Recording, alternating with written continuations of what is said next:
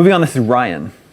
He says, recently I've been playing a lot of The Witcher 3 and starting to really enjoy that feeling of powering up my character and plowing through enemies in areas that used to fill me with dread. It's an age-old gaming mechanism, but one that somehow never feels old. My question to you guys is, which game brings back the strongest memories of powering up your character to unlimited power, said in a Darth Sidious voice, and sheer glee? For me, and spoilers, it was the moment at the end of Half-Life 2 when your gravity gun was accidentally upgraded and you got the power to throw everything, including enemies, around the world. It was a good moment.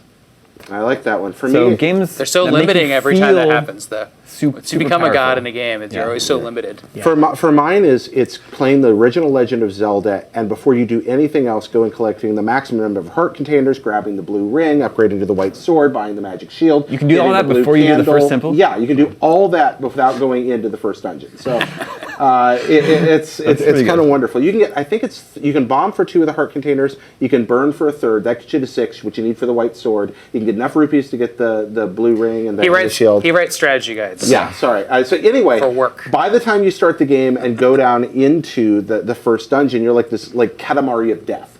And it's just a wonderful, wonderful feeling. I stole that from somebody. I don't remember who said it. But are you saying like by the end of the game, you're like, it's just a cool moment because it's super powerful? It doesn't necessarily have to be the end of the game, but games that give you that moment where you feel all-powerful. You know what gives you that moment? Game Genie. I was just reminiscing about Game Genie the other day with Damon, and man, when you first got that, you could finally jump over the flag in Mario. It finally wasn't a lie on the playground anymore.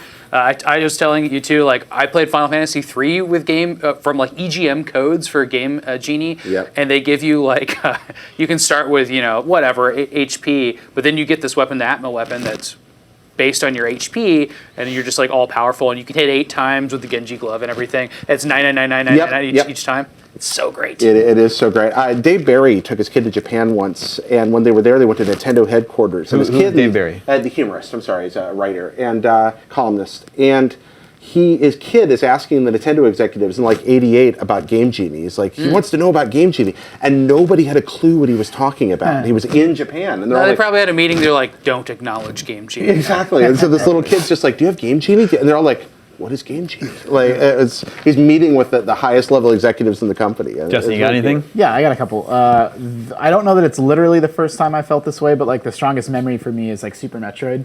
Like when I picture that game now, it's usually like with the spacer and like the ice beam and like sort of the spin jump and all that. But you start that game with like a pea shooter, and even in Metroid 1, it doesn't even go all the way across the screen. It stops like right in front of you. Yeah. So to get all those power-ups, like it's become like such a trope in video game now, like the Metroidvania, but it was a newer thing, especially in a 2D platformer back then, to get like you were firing missiles and super missiles and power bombs and your beams going everywhere and you can jump all over the place, and that's like so different than how you start the game. It's a great feeling. What about Fierce Deity Link? That was a good one. Yeah, Majora's Mask. Oh my gosh. Get that hyper beam at the very end of Super Metroid. My other thing is just RPGs in general. I used to have since just by the very nature of like leveling up, just so much more time. Like you're just a kid. I was made of time, and I would like grind to like such a ridiculous. I would grind to the point where I could just kill everything in one hit just because it felt so good to do it. Yeah, it's like finding the Masamune at the end of Final Fantasy 1. You're there in the final dungeon, and if you go down that long corridor... your white mage finally pays off. I always give it to my white mage. Yeah, you give her the white mage, suddenly you're like, I am a god! It's I never thought about that in Final Fantasy 1. You can just go back to the starting area and just steamroll over imps. Oh, yeah, you can. I never did that. You never did that? No. And like with RPGs now, you usually can't because the enemies scale. Yeah. What's up with enemy scaling? Yeah, I don't like that either. No, it's fun. The best kind of scaling is a little bit elastic, where it's like this area is level 1 to 7, and this area is level 8 to 10. So there's some rubber banding to stick with you, but then you can still steamroll stuff by the end of the game. The game that made me feel powerful that sticks out in my mind is G Darius on PlayStation, which is a 2D space shooter. Darius is a long-running I played Darius Twin. Space series. This is G Darius, and you can upgrade your ship just like you can in most shooters. But in here you have this beam that's like as big as your ship, but you can also absorb the enemy's beams, and if you absorb it long enough, you can upgrade your beam so it's the entire width of your television screen, just like obliterating everything in your path for like 5 seconds. On one side of the screen, and it's just